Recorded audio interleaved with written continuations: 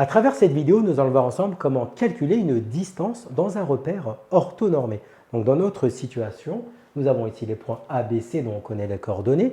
On va ici représenter les points A, B, C et en fait, ça nous donne en termes de conjecture, eh bien, semble-t-il, un triangle qui serait rectangle en B et éventuellement isocèle. Donc pour vérifier cette conjecture, parce que là c'est simplement sur un aspect visuel, eh bien, nous allons calculer les distances respectives AB, AC et BC. Et ensuite, on va voir si c'est déjà isocèle, puis enfin, si c'est rectangle. Donc, on commence par calculer eh bien, la distance AB. Donc, vous avez le rappel qui vous explique comment calculer une distance entre deux points. Donc, c'est x de B moins x de A au carré plus y de B moins y de A au carré, le tout racine carré. Ça, c'est la définition. Nous avons les coordonnées des points A, B et C. On ne reste plus qu'à substituer. Donc, AB va s'écrire 2 moins entre parenthèses moins 1, le tout au carré, plus 2 moins entre parenthèses moins 2, le tout au carré, le tout racine carré.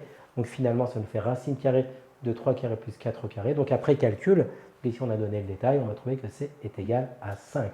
On applique le même raisonnement pour AC.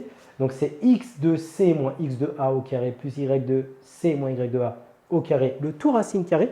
On connaît les coordonnées du point A et du point C. Il ne nous reste plus qu'à substituer. Donc ça nous fait entre parenthèses moins 2 moins 1, fermez la parenthèse, le tout au carré, plus 5 moins 2, fermez la parenthèse au carré, et le tout racine carré. Donc après calcul, ici vous avez le détail, ça nous fait moins 1 au carré plus 7 au carré, le tout racine carré. Donc finalement, ça nous fait racine carré de 50.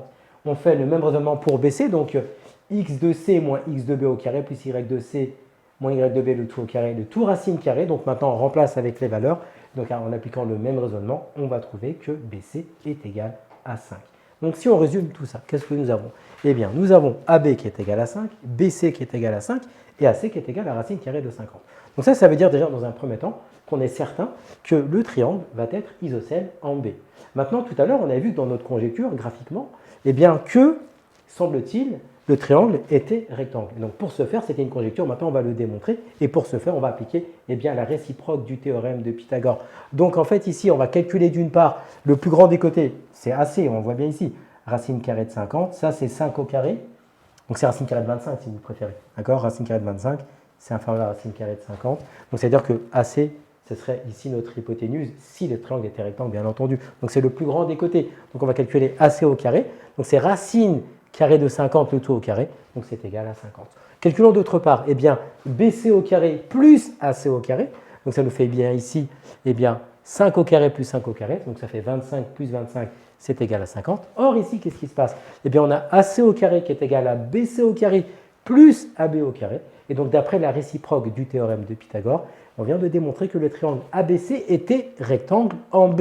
Et on a vu précédemment que le triangle était également isocèle en B, donc le triangle ABC est un triangle isocèle en B. Et on a fait ici la représentation pour vous, pour justifier avec le calcul qu'on a fait, eh bien, le fait qu'en B, on a bien un angle droit et les deux petits traits indiquant que les côtés sont égaux pour ici AB et BC. Donc on a bien un triangle isocèle rectangle. Comme tu as kiffé la vidéo et que tu veux des bonnes notes en maths, alors tu mets un pouce bleu, tu t'abonnes à notre chaîne, tu poses un commentaire, on y répond sans problème. Ensuite, on t'embarque avec nous sur g20enmaths.com, des exercices corrigés, des détails de ouf avec ça. Plus d'excuses pour pas avoir de bonnes notes en maths. Et bien sûr, rendez-vous sur nos réseaux sociaux.